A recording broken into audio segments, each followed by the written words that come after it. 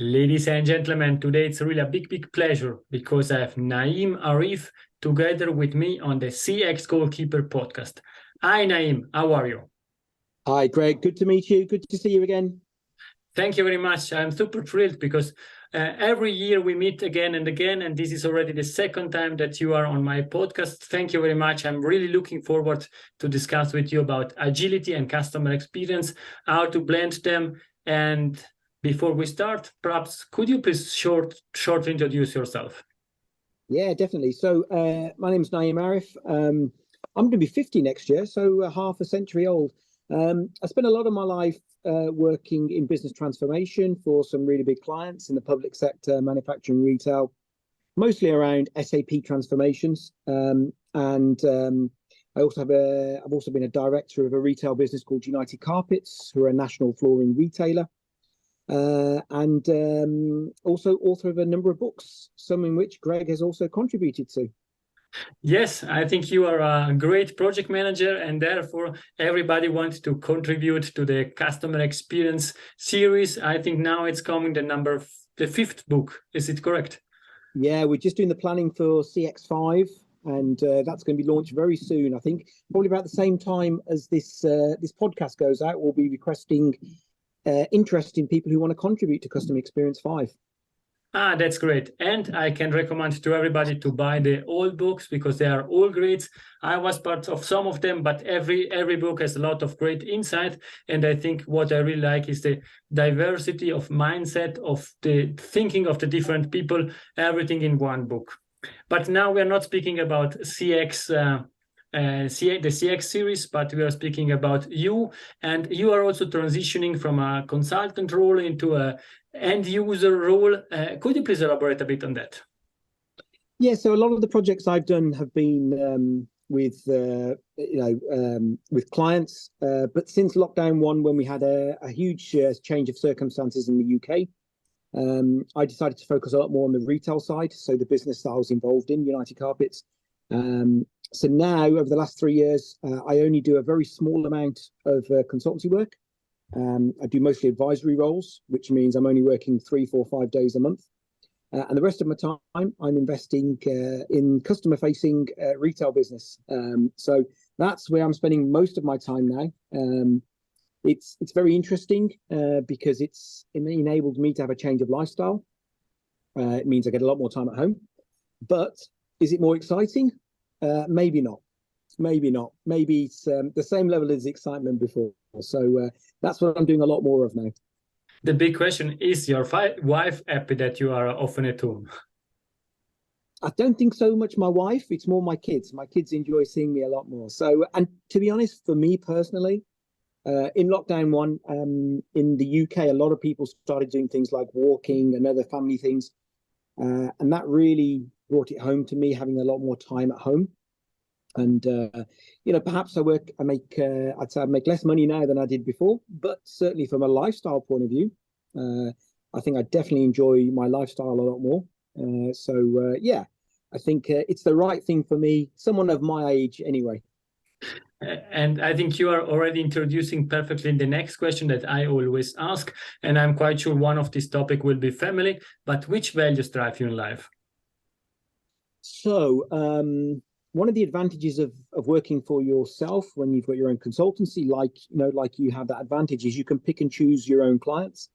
And I think I like working with people because I believe honesty, integrity, and I like working with people who want to do good. So for me, the values that I think are important, we are all one big global village. And I think, integrity and honesty are also very important for me. Thank you, Naeem. Sorry, I allow myself to quickly correct you also for the audience. I am not a consultant. I have a corporate job, 100%. I am not giving consulting. Only that everybody's aware of, because I get a lot of requests. Happy to help you find the best possible consultant, but I'm not a consultant myself anymore. Thank you for this introduction and for this question. And now let's jump really on agility and customer experience. Everybody is speaking about agility. Not everybody is really doing that. And I think agility is the mentality. And you have quite a lot of examples from your current projects in social housing sector, for example, that perhaps you can share, and let's kick off this discussion. Yes, agility for me is very much common sense. I mean, if we can go back 10, 15 years, because it's not a CX thing, it's just a common sense thing from my point of view. You know, there was a lot of bad press, a lot of bad stories about, you know, big projects which took 3-4 years to deliver, and then by the end it didn't deliver what was needed. And for that reason, you know, people started talking about agile project delivery. And for me, you know, being agile is just delivering things in smaller pieces, number one, but also checking along the way that we're still on the best way or the best route. So if I was driving from Birmingham to London in England, it's about 100 miles, it's about 2 hours, no problem, we'll drive straight. But if I was driving from Birmingham, say, to Geneva, there is multiple routes. By the time I've left England, you know, something might have changed. So it's a good idea to check where we're going. And that, for me, is what agility is about. Agility is about saying, you know, we're very clear on our objectives, but we accept that by the time we are in delivery, something might have changed. And we want to make sure that we're still on the right route to deliver the best outcome for our project objectives. So that's why I think of agility. Thank you, Naeem. And do you have perhaps also personal experience with agility in the projects that you are delivering in your old career or in your new career? Yeah, I mean, for us, it happens every day. And, you know, if we look at one of the key things we talk about in customer experience, we talk about voice of customer. You know, the voice of the customer can change on a daily basis. The objectives of a customer can change on a daily basis, partly because we have changes in technology, changes in what I call the state of art. For instance, you know, what is acceptable, what is not acceptable, what is on trend, what is on brand. And with that in mind, you know, for instance, one of the examples I always talk to people about, it's an old example, but it's an example where, you know, when Apple first started developing software and code, you know, they weren't going as an open source platform. They quickly changed that when they realized that by restricting themselves, they were restricting the usability and the objective of Apple. You know, Apple products are great because they just work. And with that in mind, even though it probably wasn't an agile project, it was agile thinking. And if we bring that forward to today, you know, in the modern age, right now, if we are delivering a project, and projects can mean different things, they don't have to just be big buildings or big technical deployments. You know, if we're delivering a project which is around sort of increasing customer acceptance, if we're looking at a project to say increasing customer inquiries or something like this, then it's a good idea to set up a plan to say we're going to do this over the next 3-4 months, 12 months, but have weekly regular check-ins just to see, has anything changed? And I'll say one more thing there. When you're setting up your project or your initiative that you're looking at, when you set those original parameters, you know, when you consider maybe the stakeholders, the social economical factors, if you have those as relevant or impacting your outcomes, those are the things you're looking at on a regular basis. So last year, the last couple of years, we've had a lot of political unrest in the UK. We've had the passing away of Her Majesty the Queen. If we'd set up a project for the whole of last year and we just kept on track with that project all last year without taking into consideration the change of Prime Minister, not once, not twice, the death of Her Majesty, the coronation of King Charles, we would be continuing along a path which was probably not optimal. And this is where agile comes in, or agile thinking comes in. It's about regularly checking what you're doing and seeing, is it still the right thing? And are we still in the same parameters when we define the project strategy at the start? Hopefully that gives an idea of what what I understand of an agile approach is. I think what you're sharing is extremely important. Taking care of the objectives, always checking the progress, and trying to cut everything you are doing in small pieces. And I think this is the consultant Naeem giving the answer and the explanation, the perfect explanation of agility. Perhaps could you leverage also how you are personally leveraging agility in the projects that you are doing? Yeah, definitely. And I have 3 clients at the moment I'm working on outside of the retail space, so I'll probably dip into a little bit there as well, if that's okay.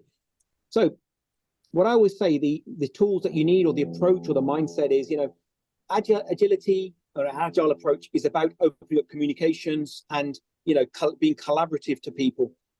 Too often, the design team and the build team and the test team are working in separate, silos.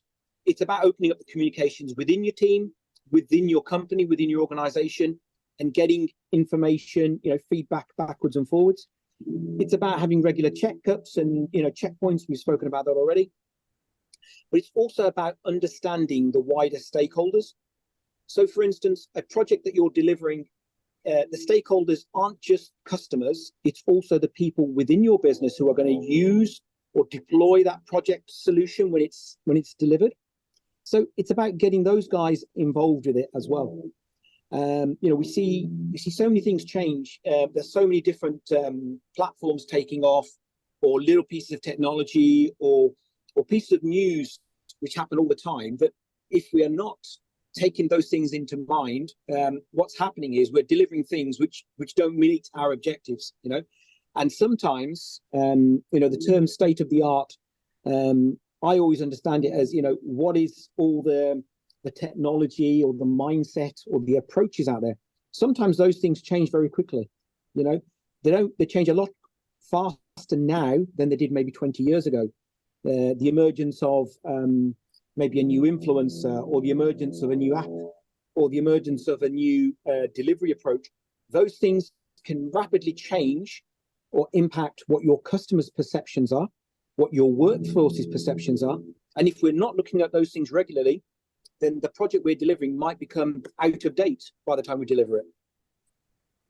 Thank you, Naeem. I think what you're saying, you are sharing a lot of advantages of working in an agile way, and why CX professionals should apply that. However, looking also on the downside of agility, and I start making some examples that I get from friends, colleagues, other companies that are working on that. Is, for example, you cannot not really plan when you go live. And for example, if you are if you have shareholders that are willing to know by when you're delivering something in an agile way, you can always postpone, find a way to postpone, and therefore make it difficult. Or the other example is people that are extremely focused on the agile process. It means we need to meet every day, we need to do these ceremonies, we need to do this and that, and they really focus more on the process than on being agile.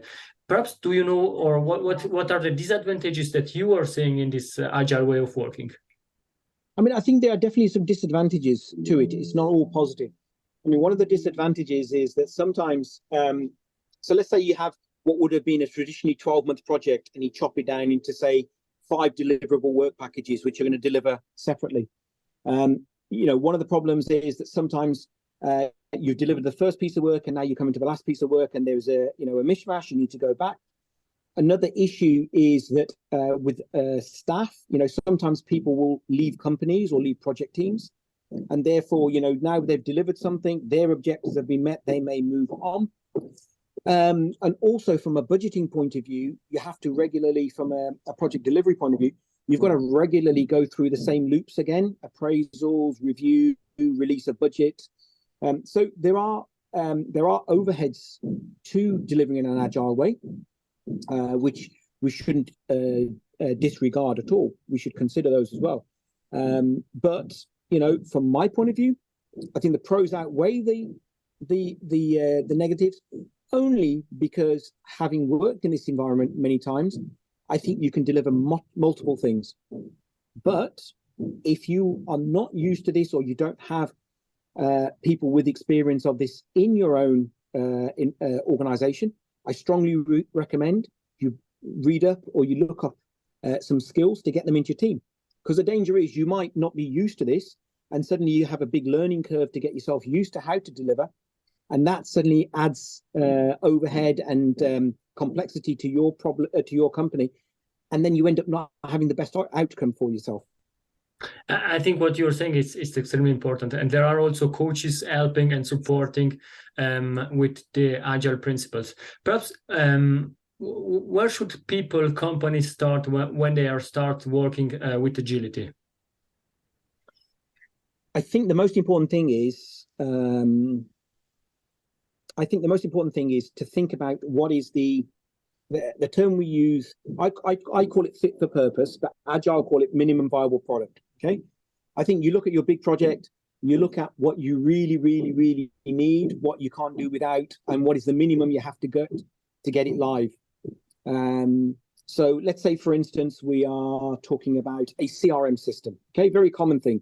So with a CRM system, you might want to put in the core CRM system, which keeps a record of your databases, and then you might want to put in an email system and a social media management and survey tool. You might have to put all these different tools in. Suddenly, trying to deliver the whole thing in one go is quite a lot of work. But I would say chop that down into 3 or 4 different deliverables, put the core in, see how you're getting on, and then do the rest of it. So for me, if you want to deliver your first agile project, is look at how can we make this bigger project into smaller projects. Of course, it goes without saying to do some research and some understanding of what agile means and how it should be delivered to get some best practice. But that is where I'd always start an agile project with. How can we break this bigger project into smaller deliverables? Thank you very much. And now you shared some advices for companies who are willing to start. But could you please share, where are you applying agile principle in your daily job? Well, from a retail point of view, we have multiple projects going on every day, every week, where we're looking at different marketing approaches, different product launches. We're looking at different marketing initiatives and things like this. But I'm going to go a little bit different with you. I mean, I'm working with a couple of companies at the moment who are, I was getting a lot of inquiries from the public sector around healthcare and social housing and things like this. And there is a huge change in the UK coming up where the government is requesting that we take more interest in how patients are looked after, and tenants are looked after. And this is something where, very simply, the customers, be they patients or residents, they're basically demanding a better customer experience. We've all heard this. It's a very common thing. And for this, if we are looking at a company who have got, or an organization who's got maybe 100 patients or 100 residents in their care homes, it's a lot to take on board to try and transform their customer experience. You listen to the voice of customer, and the voice of customer says many different things. Some people are very reluctant to say anything because maybe they can't afford change. Some people are very vocal because they expect a better level of service. And behind all of this, we are looking at people who have to, there's sort of legal requirements of giving, the basic level of service in terms of healthcare. So it's very easy to suddenly get lost and have a big team of 100 people trying to deliver what could be chopped into small things. And what we're looking at from a residential and from a social housing point of view, how we can chop that up into small deliverables. So again, using the example I gave before, how do we keep better patient records? That's one delivery that we're working on. And then we're looking at how to get better feedback in terms of patients who have certain types of treatment that require, and then getting feedback from families who come to visit those residents and the patients and the tenants. Suddenly this has become multiple different projects, and we're creating a portfolio of projects all on a nice big Gantt chart, which basically says we're going to deliver this first, then this and this, and we put it into an order. That means that the first delivery can support the follow-up deliveries, because we looked at dependencies between the different areas, and trying to build on where you started from in terms of, if we suddenly try to do the smallest delivery, which could be easily one of the surveys, then where would we store the survey? We'd need to have the CRM system. So we have to have the CRM system first, trying to put them in an order. And, with that example, there's so many different things. Obviously, you've got the patients, the customers, the tenants, you've got the government legislation, and you've got your the company company ethics, ethos, where they want to be as well. It's trying to bring them all together. And I think in this situation, Agile works really well because it's a constantly changing landscape, so many factors. I think Agile's working really well in this situation. A lot of information there. I think it's great, and I think what you're sharing, it's a great example. I am working in a hospital, and there are a lot of discussion. Does this customer experience principles apply into hospitals, and does this agile principle apply in hospitals? And the answer is yes, but we need to make that understandable to this company, to these people, that we can work and we can leverage them without being religious about how to apply them, but it will help creating always a small piece of additional value and then delivering the big value that we want to. Therefore, it was extremely interesting. And as we are working in a similar field, it's for me, it's clear, but now I think also the audience can understand that it's independently from the industry, you can apply agility and customer experience. Yeah. And let me ask one more question very quickly there. And you're probably having the same issue. We're getting a very young age group of people who are not the patients, but the patient's family, who have a different perspective on how to give feedback. They're happy giving digital feedback. Then we've got patients and tenants who are maybe aren't so good with digital, or maybe, aren't so digitally mature. And that's one of the challenges. You can't roll out one solution for everybody. So I'm sure you must be having a similar discussion in yours as well. Yes, that's correct. That's exactly the same discussion that we are having, what we can do for patients themselves, but also for family members, because at some point in time they need to take a decision. Therefore, they need to have all the information, and it's extremely interesting to align all these different, let's use the word stakeholders, family members, patients, nurses, physicians, that have at the end always the same target, but the process to get to this target is different, or the journey to get to this target, it's different. It's extremely interesting. And I'm going to add one more very quickly. So the other thing we're coming across is we've got some patients who don't have family, but they have a trust behind them, effectively a solicitor, and they have a completely different perspective. They really want to do the minimum that they're required to do, whereas you get a family member who is very emotional, who's very invested, and it is a complex area. It's very interesting. I've not worked much in this sector before. I've worked a lot in public sector, but this particularly has been very interesting. There's a lot of learning there. And I think the best thing is the different purpose. What's the real purpose behind what you are doing, what I am doing. But this is something for next episode of the CX Goalkeeper podcast. Super happy to have you back. Before we conclude, one question. We are back on the CX Goalkeeper podcast in 10 years time from now, and what we are discussing about. What are we discussing about? We could be talking about that Aston Villa are now champions of Europe, but maybe that's not what you're asking me. I can see the landscape changing so fast in the next 10 years. The whole, we've seen digital, we've seen technology. I think really we'll be having a very technical discussion about how technology is making things easier. AI is very well advanced, but the one thing we will be common will still be that customers want a better experience than they had before. Thank you, Naeem. And now we are coming to the end of the game. Perhaps it's a friendly game, Aston Villa and Greg. And I have in the last 3 minutes of the extra time 3 questions for you. And the first one: is there a book that you would like to suggest to the audience that helped you during your career or during your life? Okay, so apart from the CX book series, I'd always recommend Ian Golding's Customer What.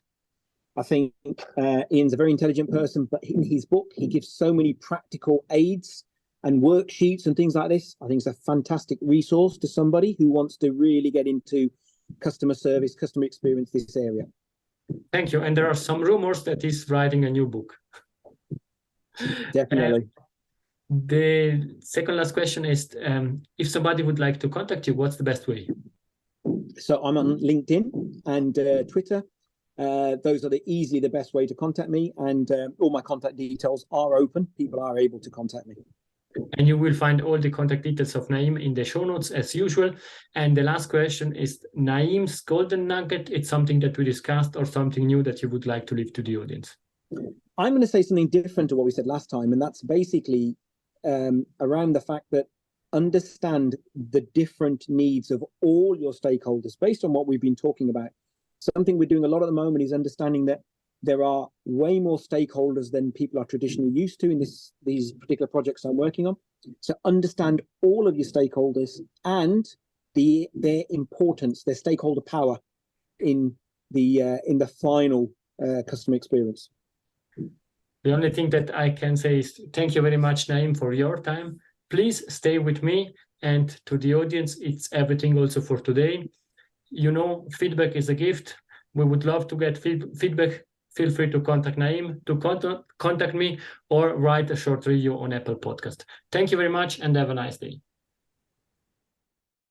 If you enjoyed this episode, please share the word of mouth. Subscribe it, share it.